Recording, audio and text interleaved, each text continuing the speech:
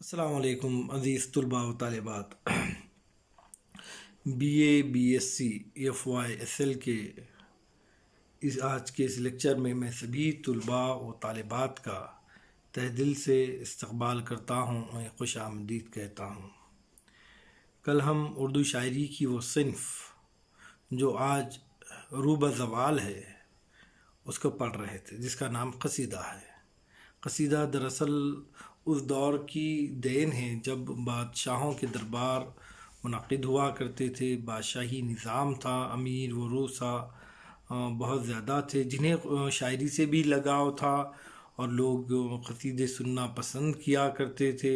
اردو شعری مزاج عام تھا، لیکن ہم دیکھتے ہیں کہ جب 1857 کے واقعات رونما ہوئے اور درباری نظام درہم برہم ہو گیا، شاعری پر داد دینے والے لوگ نہیں رہے، تو پھر آہستہ آہستہ اس صنف سخن کو زوال آنا شروع ہو گیا۔ کیونکہ اصل میں یہ جو صنف سخن ہے جس کا نام قصیدہ ہے، اس کا اصل مقصد یہی ہوتا کہ بادشاہوں، امیروں، روسا ہے نا، دولت مند لوگ، کسی قبیلوں کے سرداروں کی تعریف میں شاعر یہ شعر قصیدے لکھا کرتا، اور جس کا خالص مقصد یہی ہوتا کہ کسی طرح جو ہے وہ ان لوگوں سے انعام و اکرام حاصل کرے، اور یہ ایک بہت بڑا ذریعہ تھا شعراء کا جن کے ذریعے سے وہ روزی حاصل کیا کرتے تھے۔ اس کے علاوہ ہم دیکھتے ہیں کہ بہت سارے شاعر ایسے تھے جو دیگر اور کام نہیں کیا کرتے، ان کا گزر و بسر جو ہے درباروں سے وابستگی یا امیروں سے وابستگی سے ہی تھا، اور وہاں پر وہ قصیدے پڑھا کرتے تھے۔ یوں تو عموماً ہم دیکھتے ہیں کہ قصیدے میں تعریف ہی کی جاتی ہے۔ قصیدہ دراصل اس صنف شاعری کو ہی کہتے ہیں جس میں بادشاہوں امیروں کی تعریف کی جاتی ہے، روساؤں کی تعریف کی جاتی ہے، لیکن ایک طرز یوں بھی ہے قصیدے میں کہ جس میں کسی کا مذاق اڑایا جاتا ہے، اور اسے تضحیک کہتے ہیں۔ تضحیک کے معنی مذاق اڑانے کو ہی کہتے ہیں۔ تضحیک روزگار اردو کا ایک بہت ہی مشہور جو ہے قصیدہ رہا ہے، جس میں دہلی کی کیفیات کو، خاص طور پہ 1857 کے بعد جو دہلی کی کیفیات ہو گئے تھے، وہاں کی جو معاشی حالت ہو گئی تھی، ایک دور تھا کہ وہاں جو امیر و روسا لوگ رہتے تھے، ان کے دربارین تھے، ان کے بڑے بڑے استبل تھے جس میں کئی کئی گھوڑے رہا کرتے تھے، عراقی، ایرانی، عربی گھوڑے رہا کرتے تھے۔ معاشی جو ہے فراخی تھی، لیکن اچانک جو ہے 1857 کے بعد حالات بدلے، درباریں ختم ہو گئی، بہادر شاہ ظفر کو رنگون بھیج دیا گیا، جہاں وہ قید و بند کی صورت میں جو ہے، نظر بند کی صورت میں دنیا فانی سے کوچ کر گئے، اور ایک جو نظام تھا زندگی کا، خوشحالی کا، خوش مزاجی کا، شعر فہمی کا، وہ سب درہم برہم ہو گیا، جس کے سبب یہ جو صنف سخن ہے وہ آہستہ آہستہ ختم ہوتے آ گئی۔ زوال، روبہ زوال ہے، ہم اس طرح کہہ سکتے ہیں، لیکن یہ اپنی جگہ کافی اہمیت رکھتی ہے، کیونکہ اردو ادب میں، خاص طور پہ شعری ادب میں ہم دیکھتے ہیں کہ قصیدے کی شکل میں اردو شاعری کا ایک بہت بڑا ذخیرہ ہمارے ادب میں شامل ہے۔ بڑے بڑے شعراؤں نے قصیدے لکھے ہیں، تعریفیں لکھی ہیں۔ ہاں، تو ہم لوگ جو ہے در تہنیت غسل صحت نواب تجمل حسین خاں یہ قصیدہ پڑھ رہے تھے، جس کو منیر لکھنوی نے لکھا ہے۔ جب ہم اس قصیدے کو پڑھ رہے ہیں تو ہمیں یہ پتہ چلتا ہے کہ اس قصیدے کی ابتدا سے آخر تک کوشش کی ہے منیر لکھنوی نے کہ نواب تجمل حسین خاں کی فیاضی کی تعریف کرنے کی، ان کی مزاج کی تعریف کرنے کی، خدا دوست کہہ کر انہیں جو ہے ان کی تعریف کیا ہے۔ اس نے یہ بھی کہا ہے کہ تجمل حسین خاں ایک ایسی شخصیت ہے جن کے فیض سے سمندر میں گوہر پیدا ہوتے ہیں، اور وہی گوہر اپنے کوزے میں لے کر دریا گھومتا ہے۔ یہی شخص ہیں یعنی نواب تجمل حسین خاں جو غریبوں کی مدد کرتے ہیں، دستگیری کرتے ہیں، اور آج ان کی صحت یابی کے موقع پر جو ہے ایک جشن منایا جا رہا ہے، جس کا تذکرہ انہوں نے اپنے اس قصیدے میں کیا، اور وہ رب سے پوچھتے ہیں کہ یا رب، یہ کون سی شب ہے، یہ کون سی شب جشن ہے کہ آج تارے بھی جو ہے آج تاروں کے لٹاتا ہے مسیحا گوہر، اور یہ کہتا ہے کہ محفل رقص میں یہ کس نے گوہر باری کی، محفل رقص ہے، خوشیاں منائی جا رہی ہیں اور اس محفل رقص میں جو ہے گوہر لٹائے جا رہے ہیں، اور ان گوہر کو لوٹنے کے لیے چرخ سے لوٹنے کو آئی ہے زہرا گوہر۔ چرخ کہتے ہیں آسمان کو، اور آسمان سے زہرا جو ہے ایک سیارے کا نام ہے، اس سیارے سے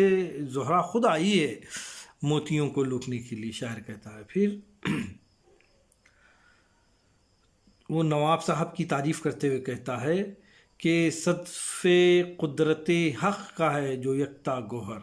یہ قدرت حق کا ایک ایسا موتی ہے جو اپنے آپ میں یکتا ہے، اس جیسا کوئی اور نہیں ہے۔ کون؟ تجمل حسین خان جیسا موتی، گوہر، ہاں، صدف قدرت کا جو ہے ایک بہترین کیا بولیں گے، تحفہ جو ہے اپنی خوبیوں والا، صلاحیتوں والا جو ہے نواب تجمل حسین خان ہے۔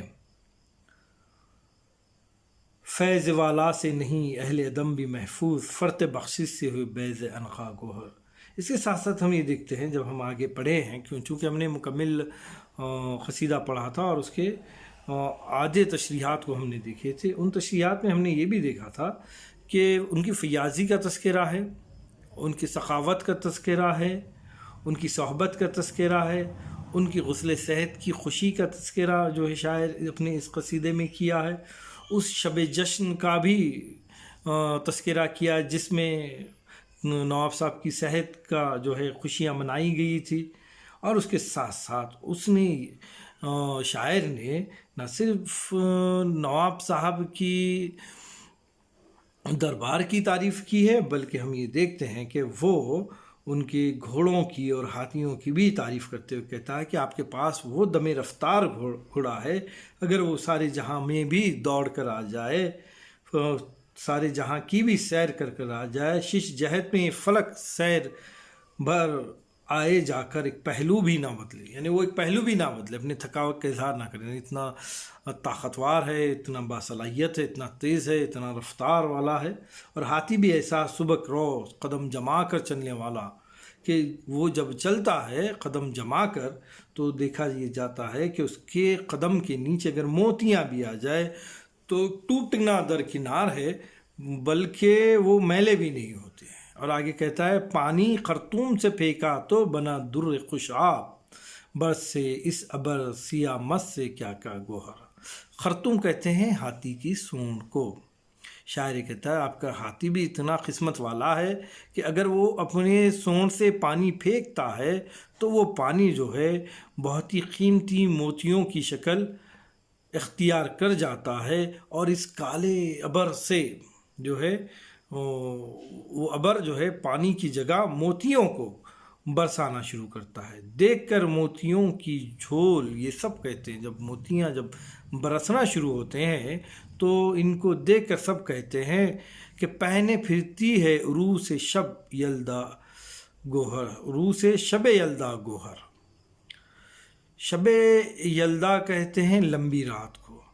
اور جب موتیاں برسنا شروع ہوتے ہیں تو اس کو دیکھ کر لوگ یہ کہتے ہیں کہ یہ جو لمبی رات ہے، کوئی ایسا محسوس ہو رہی ہے کہ یہ موتیوں کو پہنی ہوئی ہے، اور چاروں طرف جو ہے موتیاں چمک رہے ہیں۔ آخر میں شاعر دعا کرتا ہے نواب تجمل حسین خان کی، اور دعا کرتے ہوئے کہتا ہے ختم کرتا ہے دعا پر تیری تعریف منیر، ہاتھ آتا نہیں اب نظم کا اچھا گور۔ اب کیا تعریف کروں، کتنی تعریف کروں، اب تعریف کرنے کے لیے الفاظ بھی نہیں رہے ہیں، اس لیے میں جو ہے اپنی تعریف کو یہیں پر ختم کرتا ہوں، کیونکہ اب تعریف کرنے کے لیے وہ بہترین موتی یعنی بہترین الفاظ میرے پاس دستیاب نہیں ہیں۔ ابر نیساں رہے جب تک در افشاں یا رب، قلزم دہر میں جب تک ہو پیدا گوہر۔ شاعر جو ہے تعریف کر رہا ہے، بلکہ اللہ تعالیٰ سے دعا کرتے ہوئے کہہ رہا ہے کہ اے اللہ، جب تک موتیاں برستے رہے، جب تک یہ زمانے میں ہیرے جوہرات پیدا ہوتے رہے، میرے نواب ہمیشہ ہو صحیح و سالم، تب تک میرے نواب ہمیشہ صحیح و سالم رہے، ان کی تندرستی رہے، ان کو زندگی عطا ہو، ان کو طویل زندگی عطا ہو، مسند آرا رہے تا حشر یہ والا گوہر، ان کا جو تخت و تاج جو ہے حشر تک قائم رہے، عمر و اقبال زیادہ ہو عطا ہو فرزند، ان کی عمر میں اضافہ ہو اور اللہ تعالیٰ انہیں فرزند عطا کرے، روز برسے در دولت سے خدایا گوہر۔ پھر اللہ سے دعا کر کے کہتا ہے کہ اے اللہ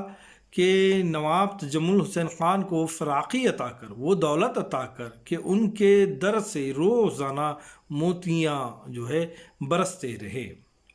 اپنے مداح کی اب عرض خداوند سنے، نظر کے واسطے لایا ہوں میں کیا کیا گوہر۔ اب جو ہے یہاں پہ نواب کو متوجہ کر کے کہتا ہوں خدا کے لیے اپنے تعریف کرنے والے کو آپ سنیں کہ میں آپ کی تعریف کرنے کے لیے کتنے خوبصورت موتی لایا ہوں، کتنے خوبصورت اشعار لایا ہوں۔ گویا جو ہے شاعر کسی طرح سے نواب صاحب کو اپنی طرف متوجہ کر رہے ہیں۔ سچ یہ ہے کہ آپ سخن گو بھی سخن فہم بھی ہے، دیکھیے ان میں سے کوئی نہیں جھوٹا گوہر۔ میں جو کہہ رہا ہوں یا جو موتیوں کا گوہر، جو موتیوں کی میں نے مالا لے کر آئی ہے، جو خوبصورت لفظوں میں ڈھال کر موتیوں کے مانند میں نے جو قصیدہ آپ کے لیے لکھ کر لایا ہے، خدارا اس کو آپ دیکھیے، کیونکہ حقیقت یہ ہے کہ آپ سخن گو بھی ہیں، آپ خود بھی جو ہے سخن گو ہیں، آپ خود بھی شعر و شاعری کو سمجھ سکتے ہیں، شعر و شاعری کی فہم آپ کو بھی اللہ تعالیٰ نے عطا کیے، لہٰذا آپ اس کو دیکھیں۔ منہ میرا گوہر انعام سے ہو مالا مال، دہن فکر کے ہو دانت سراپا گوہر، کہ آپ جو ہے اس قصیدے کو سنیں اور اس قصیدے کی قدر کرے اور میرے منہ کو انعام و اکرام سے جو ہے بھر دے، گویا ایسا محسوس ہو کہ میرے منہ میں موتی ہی موتی ہو، دانت نہ ہو۔ تو اس طرح جو ہے یہ قصیدہ یہاں پر تکمیل ہوتا ہے، جس میں منیر لکھنوی نے بڑے ہی خوبصورت انداز سے نواب تجمل حسین خان کی فیاضی صفت کی، خوبیوں کی، دریا دلی کی، خوش مزاجی کی، ان کے دربار کی، ان کے دربار سے وابستہ گھوڑے ہاتھی سب چیزوں کی انہوں نے بڑے ہی خوبصورت انداز میں تعریف کرتے ہوئے آخر میں جو ہے اپنا مدعا کو پیش کیا ہے کہ وہ کہتا ہے کہ منہ میرا گوہر انعام سے ہو مالا مال، دہن فکر کے ہو دانت سراپا گوہر، اور یہاں پر جو ہے یہ قصیدہ تکمیل ہو جاتا ہے۔ اب ہمارے نصاب میں جو قصیدے شامل تھے ماشاءاللہ وہ تمام کے تمام قصیدے تکمیل ہو چکے ہیں۔ اصل میں ہم دیکھتے ہیں کہ ہمارا جو نصاب تھا یا یہ جو فرسٹ سیم کا فرسٹ پیپر تھا، اس میں مثنوی کے علاوہ قصیدہ تھا، مثنوی پڑھ لیے، قصیدہ پڑھ لیا گیا اور مرثیہ بھی پڑھا گیا۔ اب جو شعری صنف ہے وہ بڑی ہی اہم شعری صنف ہے، اور ہمارے اس نصاب میں شامل جو ہے آخری شعری صنف ہے جس کو ہم پڑھیں گے، جس کا نام ہے قطعات۔ قطعات جو دیکھیے شاعری کی الگ الگ مختلف اصناف ہے، غزل ہے، نظم ہے، قصیدہ ہے، رباعی ہے، مثنوی ہے، اسی طرح جو ہے قطعات بھی جو ہے شاعری کی ایک اہم صنف ہے۔ اب قطعات کسے کہتے ہیں؟ 4 یا اس سے زائد مصروں والی نظم جس میں شاعر مسلسل مضمون بیان کرے۔ نظم کی بھی خوبی یہ ہوتی ہے کہ شاعر کیا کرتا ہے، کسی بھی مضمون کو مسلسل بیان کرتا ہے، لیکن غزل اس کے برعکس ہوتی ہے۔ غزل کیا ہوتی ہے؟ اس میں ایک شعر میں شاعر اپنے خیال کو، اپنے فہم کو، اپنی سوچ کو پیش کر دیتا ہے، اور دوسرا شعر اس سے جدا ہوتا ہے۔ رباعیات صرف 4 مصروں پہ ہوتی ہے، لیکن یہ جو قطعات ہوتے ہیں عموماً ہم دیکھتے ہیں کہ مشاعروں میں بہت سارے شعراء غزل کہنے سے پہلے قطعات کہتے ہیں بہت سارے، تاکہ اس سے شاعری کا ایک ماحول قائم کیا جائے، لوگوں کی توجہ اپنے طرف مبذول کی جائے، اس لیے جو ہے قطعات پیش کیے جاتے ہیں۔ 4 یا زائد مصروں والی یہ نظم ہوتی ہے جس میں شاعر کیا کرتا ہے، کسی مضمون کو مسلسل بیان کرتا ہے۔ تو یہ تھی اس کی تعریف۔ اب ہم یہ دیکھتے ہیں کہ ہمارے نصاب میں تقریباً 1 2 3 4 5 قطعات ہیں، بڑے چھوٹے ہیں لیکن بہت ہی خوبصورت ہے۔ انشاءاللہ تعالیٰ چیز اس کو ہم دوسرے لیکچر میں پیش کریں گے، اور اس طرح ہمارا سلیبس ختم ہو جائے گا۔ آج کے لیے اتنا کافی ہے، بہت بہت شکریہ۔